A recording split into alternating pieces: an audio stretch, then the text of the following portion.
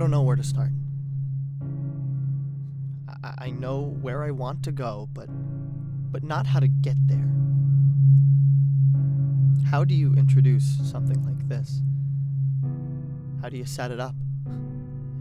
How do you get from point A to point B when point B is bigger than anything, than everything? I just want to talk about what happened that day on the subway, because that's all I think about anymore. Every single minute of my life, it is all I think about. It's all I hear, and when I dream, it is all I dream about, because there's nothing else anymore. I'm stranded in time on this one moment. There's no past or future anymore. It's just the 2 minutes on the subway with that man. I would give anything to get away from this horrible moment, but I can't stop reliving it. And the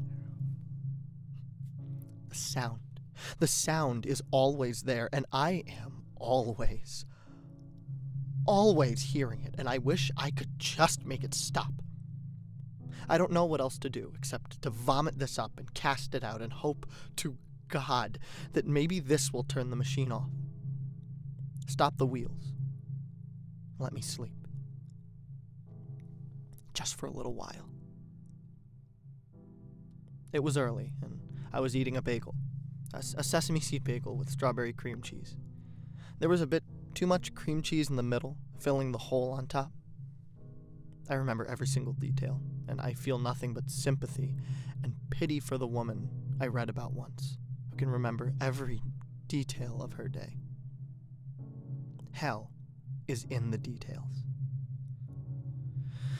I was holding the bagel with a piece of wax paper because I was wearing my new suit, and I knew if I wasn't careful, I'd get it filthy.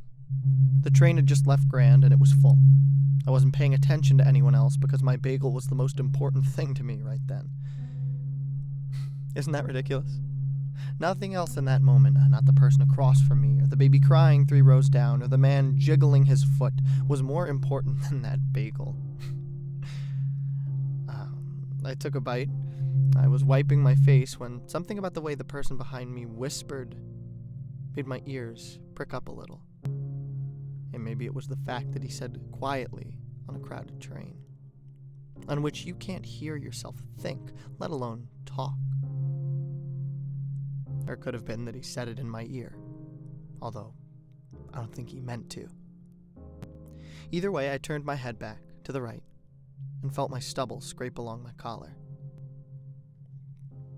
"What?" I asked, swallowing. He was a young black man, and he was grinning. He looked from the woman sitting next to him and raised his eyebrows at me. "That guy. Looks like he's gonna flip out."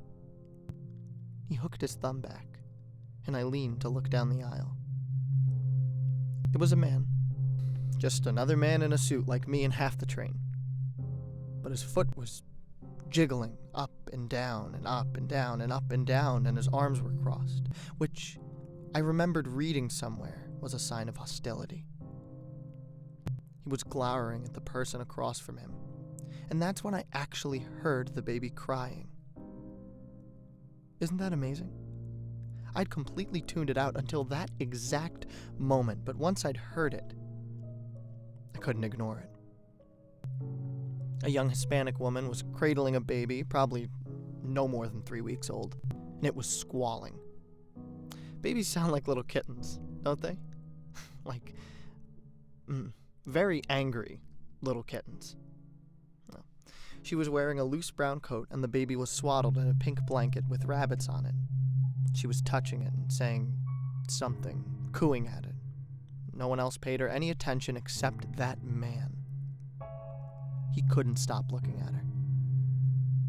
We should have known then. We all should have known that something was wrong, that no one looks at anyone like that with anything but bad intentions, but we didn't do anything. We just sat there and waited to see what he would do. In all of us, there's that little black thing that thrives on seeing people do terrible things. That little black thing just eats it up and just loves knowing that the person is going to suffer for what they've done.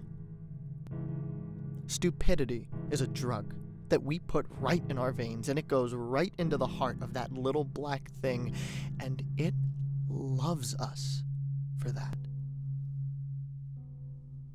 His foot went up and down again and again, and he said something under his breath, and there was sweat rolling down his face. The baby let out a loud screech, and a few people turned to look, but this man, he shoved his fingers in his ears, bent his head down, planted his feet on the floor. His whole body moved with the tapping of his legs, and I frowned. I was still holding my bagel, but I'd forgotten about it because I was thinking about what a display he was putting on. It would only be a matter of minutes, I thought, before he started ranting about how babies shouldn't be allowed in public. No doubt he had places to be. He was a very important person with very important business to attend to, and he had no time for little babies that were tired or scared or hungry or whatever it was that was upsetting the little creature in the pink blanket. Mom slung Baby over her shoulder and patted its back, but Baby kept squalling in big hiccups, and now more people were watching the man, who still had his fingers stuffed in his ears and was singing to himself. I heard a snatch of the lyrics, and the song played in my head. Take me out tonight, where there's music and there's people who are young and alive. Driving in your car, oh, I never want to go home, because I haven't got one anymore. Someone next to him got up and moved farther down the train, shooting him a nasty glance. But the man was hunched over, fingers in his ears, and singing and rocking, and Baby was cradled in Mom's arms, waving its little hands around, grasping at nothing. Oh my God. Dude's fucking on something, man. Fucking crazy, man. The young man commented. I felt a blob of cream cheese fall out of my bagel and onto my wrist, but something very interesting was happening to the man. And it was as if I was hypnotized. I found that I couldn't look away. His rocking increased until the people next to him loudly commented on it. And from where I was, I could see that there was blood on his fingers, and running down his neck and onto the white of his shirt. I thought, he's really got his fingers in there, doesn't he? Baby shrieked, and Mom continued to shush it, and there was sweat pattering onto the floor, and the man's feet jiggled up and down and up and down and up and down, and his face was very red. The young man behind me said, "Holy shit, dude's gonna stroke out."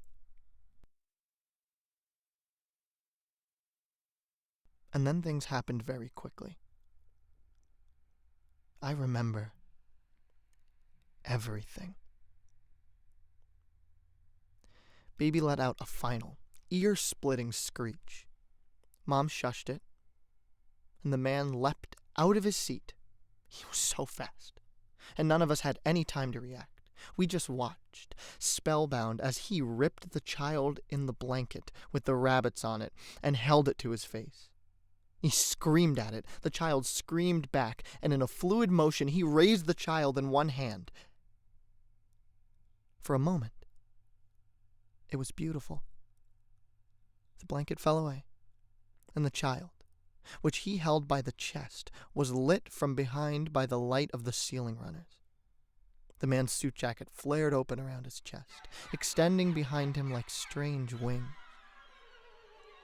And he craned his head to look up at it. And for that moment there was grace and stillness, and we watched him, the whole train, mesmerized at the strange beauty of the scene that we could not comprehend. And then the moment ended. And with all the strength that the man had, he threw the baby to the ground, and with one shiny black wingtip, he stepped upon its head and crushed it.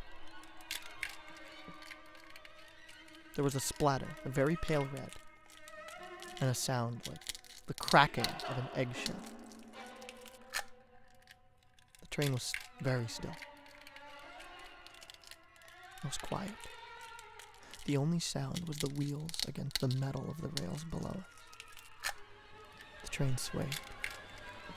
Mom's arms were outstretched slightly, the hands cupped. Her eyes were downcast. And an image of the Blessed Virgin could not have matched the reverence in which her fingers curled against the empty air. The man, his shoe still upon what remained of the child, breathed heavily, blood running out of the ear that I could see. We were all very, very still. Then the mother began to scream. An explosion of movement around the man, like the flurry of birds taking flight, startled him and caused him to blink rapidly. His face lost color and sag, and his eyes went wide with shock. He lifted the shoe, which was caked in tissue and blood and hair, and a piece of skin was stuck to the bottom. It lifted up the tiny body slightly. He reeled back as his legs struck the bench behind him, which he fell upon with all his weight. Chaos. Absolute chaos. The mother fell to her knees and cradled the broken body. She screamed and screamed, and there was more pain in those screams than anyone has ever known. The young man behind me shouted something, got to his feet, and ran over, while his female companion collapsed in a dead faint into the aisle. Several people grabbed the man, who was clutching his chest. His eyes rolled, and his face hung off his skull, and he was saying something, saying it over and over. I was not aware of moving closer, but I must have, because I could smell the archid stink of him. I could hear what he was saying. What did I do? What? What did I do? It's never been that bad before. What did I do? What did I do? What did I do? I tried to break out of the cluster of hands holding on to him, to reach for the mother, who reared away and brought her child to her chest. The blood was pink and it stained her coat. I absurdly wondered if it would ever come out. I remembered reading something somewhere that blood could be removed with common soap. I wanted to tell her this, but when I opened my mouth, nothing came out. I was still holding my bagel full of pink cream cheese, and she looked at it. Her wailing tore open the world. The man continued to scream, and from somewhere there was the sound of someone else yelling into a phone. Oh my god, I have a condition. I'm so sorry. Please, what did I do?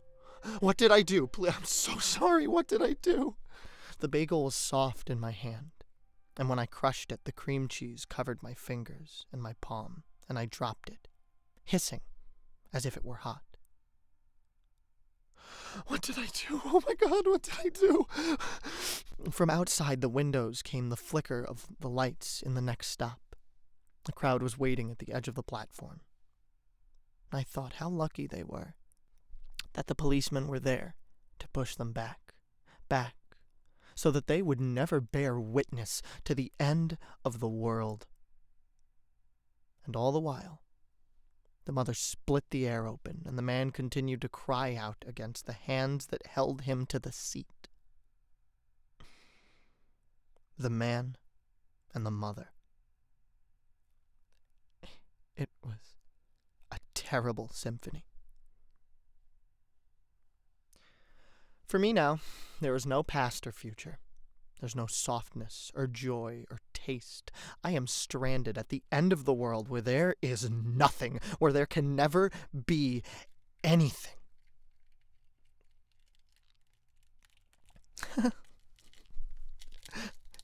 In my dreams, I hear the cracking of eggshells.